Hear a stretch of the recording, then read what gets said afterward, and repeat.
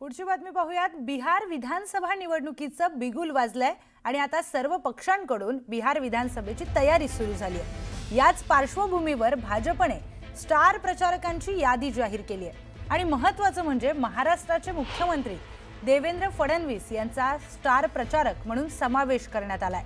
मात्र यावरून संजय राऊतांनी फडणवीसांवर घणाघाती टीका केली आहे। स्टार नाही, त्यांना सुपरस्टार प्रचारक केलं पाहिजे, स्टार प्रचारक म्हणून त्यांचा अपमान करू नका असा टोला देखील राऊतांनी लगावलाय।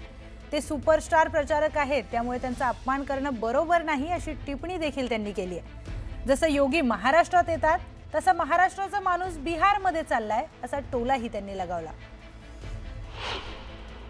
बघा, स्टार नाही, ठरवले त्यांना सुपरस्टार प्रचारक केलं पाहिजे। ते स्टार नाही, त्यांचा अपमान करू नका, ते सुपरस्टार प्रचारक आहेत। बाकी सगळे स्टार असतील, 1 स्टार 2 स्टार 3 स्टार, ते सुपरस्टार आहे महाराष्ट्राचे। त्याच्यामुळे त्यांचा असा तुम्ही अपमान करणं बरोबर नाहीये। तर महाराष्ट्राचा माणूस बिहारमध्ये चाललाय, जसे योगी आदित्यनाथ महाराष्ट्रात येतात ना, इतर राज्याचे मुख्यमंत्री येतात, तसे भारतीय जनता पक्षामध्ये आता जन्मतः स्टार निर्माण होतात। पुढची बातमी पाहूयात। उपमुख्यमंत्री एकनाथ शिंदे सध्या साताऱ्यातील त्यांच्या दरे गावामध्ये आहेत। त्यांनी सकाळी सफरचंदाच्या बागेमध्ये जाऊन सफरचंदाच्या झाडांची पाहणी केली।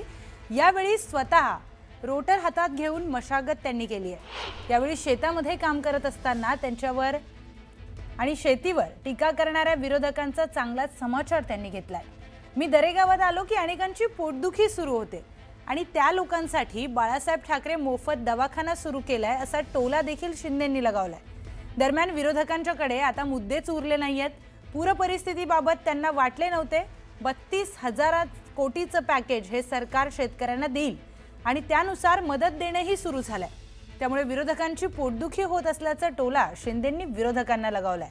त्यामुळे विरोधकांकडे आता बोलण्यासाठी मुद्दे उरलेले नाहीयेत असं देखील म्हणत त्यांनी विरोधकांना टोला लगावलाय। तर दुसरीकडे विरोधकांकडे आता माझ्यावर टीका करण्यासाठी किंवा महायुतीवर टीका करण्यासाठी कुठला मुद्दा उरला नाहीये असं देखील ते म्हणाले।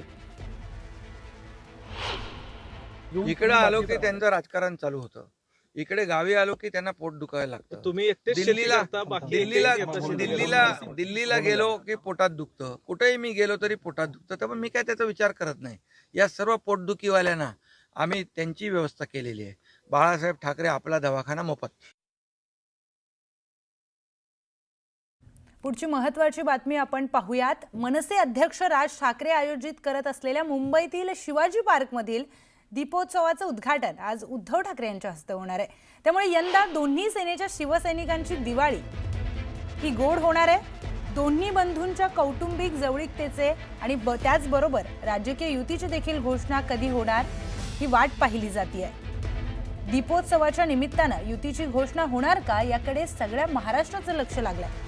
आगामी महापालिका निवडणुकीच्या अनुषंगाने शिवसेना आणि मनसे एकत्र येणार असल्याचं आता जवळपास निश्चित झालंय।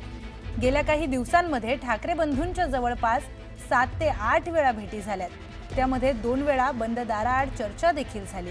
आता दिवाळीच्या पार्श्वभूमीवर शिवसेना आणि मनसे पुन्हा एकत्र येतात। दिवाळीमध्ये शिवाजी पार्कवरूनच युतीचा बार उडणार का याकडे सगळ्यांचं लक्ष लागलंय। मुंबईमध्ये ठाकरेंचाच उत्सव होणार। महाराष्ट्राच्या राजधानीमध्ये मराठी माणसांचा म्हणजे ठाकरेंच्या किंवा मराठी माणसाच्या एकजुटीचा आज दीपोत्सव आहे। मी कालही म्हणालो की अनेक वर्ष राज ठाकरे आणि महाराष्ट्र नवनिर्माण सेना त्यांची हा शिवतीर्थावर असा दीपोत्सव साजरा करते आणि तो एक महाराष्ट्रासाठी मुंबईसाठी आकर्षणाचा विषय नक्कीच आहे। युती घोषित होत नाहीये, मात्र सगळीकडे एकत्र तुम्हाला युतीची फारच चिंता लागून राहिलेली आहे। पण आता माननीय उद्धव ठाकरे आणि माननीय राज ठाकरे हे गेले अनेक महिने एकत्र काम करतायत, एकत्र भूमिका मांडतायत, एकत्र राजकारण करतायत महाराष्ट्राचं। त्या संदर्भातल्या पुढली पावलं जी पडणार आहे त्या संदर्भात योग्य वेळी ते बोलतील।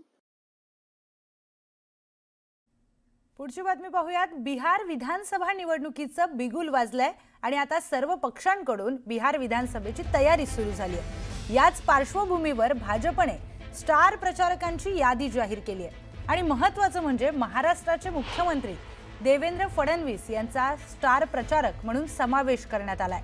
मात्र यावरून संजय राऊतांनी फडणवीसांवर घणाघाती टीका केली आहे। स्टार नाही, त्यांना सुपरस्टार प्रचारक केलं पाहिजे, स्टार प्रचारक म्हणून त्यांचा अपमान करू नका असा टोला देखील राऊतांनी लगावलाय। ते सुपरस्टार प्रचारक आहेत, त्यामुळे त्यांचा अपमान करणं बरोबर नाही अशी टिप्पणी देखील त्यांनी केली आहे। जसं योगी महाराष्ट्रात येतात तसा महाराष्ट्राचा माणूस बिहारमध्ये चाललाय असा टोलाही त्यांनी लगावला। बघा, स्टार नाही, थरवडे त्यांना सुपरस्टार प्रचारक केलं पाहिजे। ते स्टार नाही, त्यांचा अपमान करू नका, ते सुपरस्टार प्रचारक आहेत। बाकी सगळे स्टार असतील, 1 स्टार 2 स्टार 3 स्टार, ते सुपरस्टार आहे महाराष्ट्राचे। त्याच्यामुळे त्यांचा असा तुम्ही अपमान करणं बरोबर नाहीये। तर महाराष्ट्राचा माणूस बिहारमध्ये चाललाय, जसे योगी आदित्यनाथ महाराष्ट्रात येतात ना, इतर राज्याचे मुख्यमंत्री येतात, तसे भारतीय जनता पक्षामध्ये आता जन्मतः स्टार निर्माण होतात। तर दिवाळीच्या मुहूर्तावर ग्राहकांसाठी एक आनंदाची बातमी आहे। गोकुळची शेतकऱ्यांना एक खास दिवाळी भेट देण्यात आली आहे। दूध खरेदी दरामध्ये 1 रुपयांची वाढ करण्यात आली आहे। शेतकऱ्यांसाठी खरं तर ही आनंदाची बातमी आहे, कारण गोकुळने दूध खरेदी दरामध्ये 1 रुपयाची वाढ केली आहे। त्यामुळे शेतकऱ्यांना आता प्रत्येक लिटर मागे 1 रुपया हा जास्त मिळणार आहे। त्यामुळे गोकुळची शेतकऱ्यांसाठी ही खास दिवाळी भेट म्हणता येईल। आत्ताची मोठी बातमी आपण बघतोय, दूध खरेदी दरामध्ये 1 रुपयांची वाढ करण्यात आली आहे, त्याचा फायदा हा शेतकऱ्यांना मिळणार आहे।